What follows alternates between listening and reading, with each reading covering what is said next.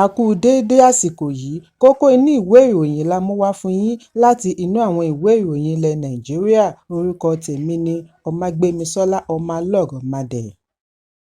Kò dín ní 4,900 ilé epo bẹtiró tí wọ́n ti tì káàkiri bí ẹgbẹ̀lẹ́gbẹ̀ àwọn alágbàtà epo ṣe ń kógbá wọlé, tí wọ́n sì fi ẹ̀sùn yìí kọ́ lílọ bíbọ̀ owó epo tí kò dúró lójú kan láti iléeṣẹ́ ìfọpo Dangote àti àwọn mìíràn tí wọ́n ń kó epo wọlé láti òkè òkun. Èyí ń wáyé láàárín gbogbo ìgbà tí wọ́n fi ń ṣe àyípadà owó epo bẹtiró tí ó ti wáyé lẹ́ẹ̀mẹfà láàárín ọdún yìí. Ẹ̀ẹ̀mẹfà ni Dangote ṣe àgbéyẹ̀wò epo láàárín oṣù kìíní sí oṣù kẹrin ọdún 2025 pẹ̀lú owó rẹ̀ tí ó wà ní n950 jálá kan níbẹ̀rẹ̀ kí wọ́n tó ṣe àdínkù rẹ̀ títí dórí n835. Ìwádìí akọ̀ròyìn ṣe àfihàn wípé àwọn alágbàtà ń kérora lórí ìgbésẹ̀ yìí, tí ó mú àwọn mìíràn ṣe àdínkù iye epo tí wọ́n ń rà, tí àwọn mìíràn jọ ń dáwó jọ kí wọ́n tó lè ra ọkọ̀ epo kan. Ṣùgbọ́n àwọn tí kò ní agbára àti ra epo fún títà ni wọ́n ti kógbá wọlé. Bí a kò bá gbàgbé wípé lẹ́yìn tí ìjọba tó wà lóde yọ ìrànwọ́ lórí epo, ni wọ́n fi ààyè gba olúkálùkù láti ta epo ní iye tí ó bá pé ní oṣù kẹwàá ọdún 2024. Èyí ló mú ìfigagbága wáyé láàárín iléeṣẹ́ ìfọpo Dangote àti àwọn tí wọ́n kó wọlé láti òkè òkun.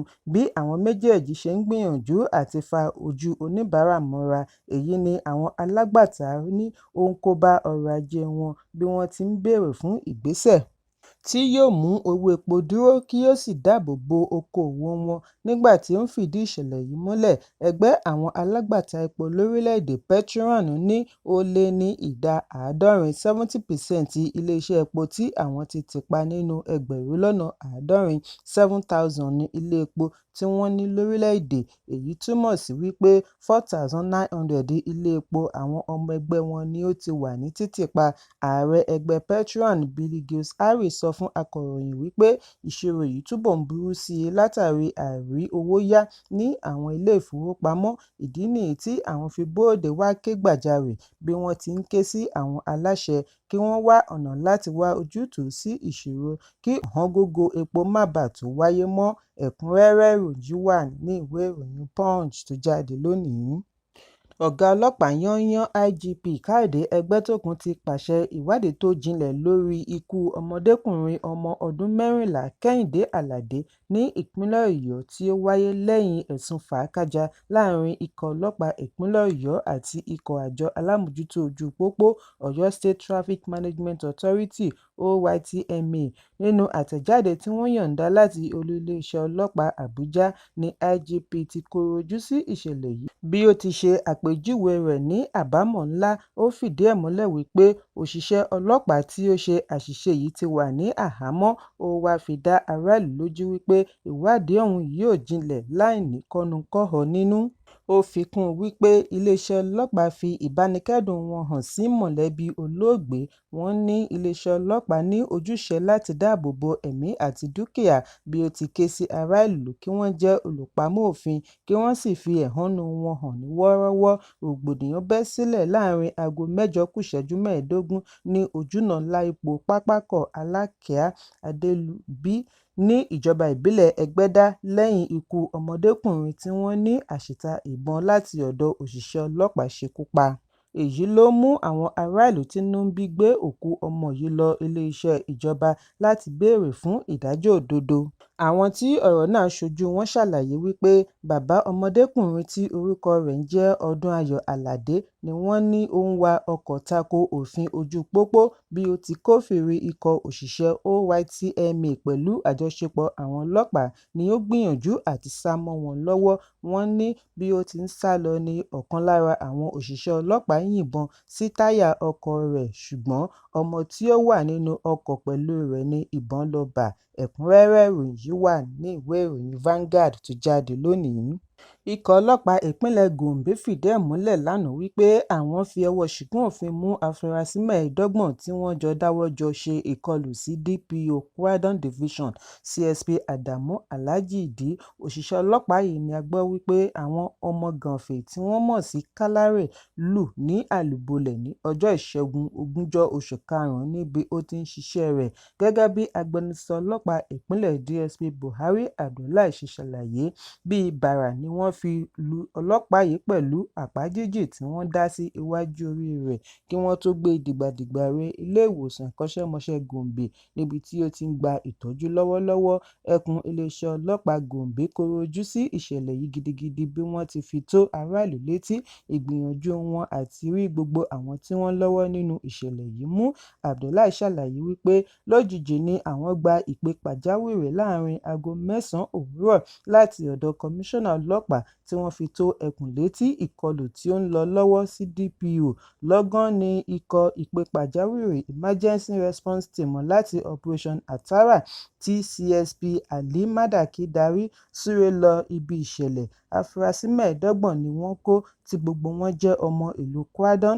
Lẹ́yìn èyí ni kọmíṣánná ọlọ́pàá CP Bello Yahaya pẹ̀lú igbákejì rẹ̀ lọ ṣe àbẹ̀wò sí Kwadan láti wo bí nǹkan ṣe rí, bí wọ́n ti ṣe ìkìlọ̀ wípé iléeṣẹ́ ọlọ́pàá kò ní fi ààyè gba ìwà ọ̀daràn bó ti ń wò ó kéré mọ́.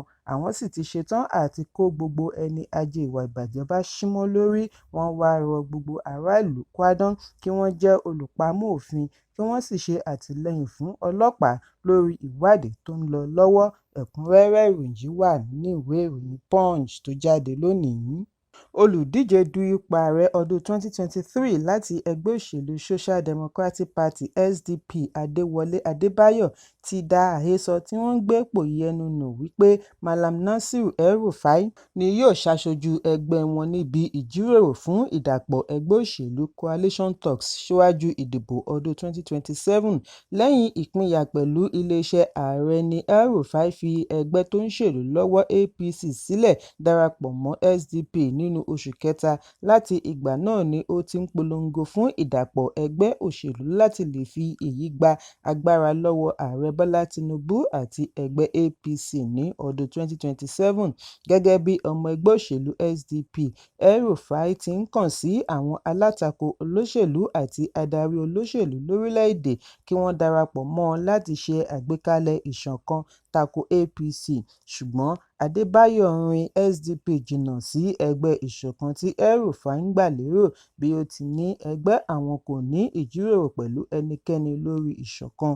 Ó fi kún un wípé àwọn adarí ẹgbẹ́ wọn kò gbé iṣẹ́ ìṣọ̀kan fún ẹnikẹ́ni. Níbi ìfọ̀rọ̀wánilẹ́nuwò tí ó wáyé lórí ẹ̀rọ amóhùnmáwòrán Channels lánàá ni Adébáyọ̀ ti ní SDP ò lọ́wọ́ nínú ìṣọ̀kan tí ẹnìkan ń dá gbèrò.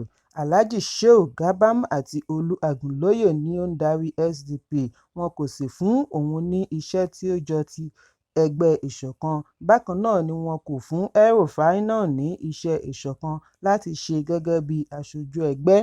Nígbà tí olóòtú béèrè bóyá SDP ní èròǹgbà àti fi ọwọ́ sowọ́pọ̀ pẹ̀lú ìṣọ̀kan, Adébáyọ̀ ní ẹgbẹ́ wọn ṣì ń dúró, wọ́n ń gbà á lérò lọ́wọ́ láti mọ ọ̀nà tí wọ́n lè gbé gbà àti yọ ààrẹ tí kò ṣe iṣẹ́ gẹ́gẹ́ bí ọmọ orílẹ̀-èdè ṣe fẹ́.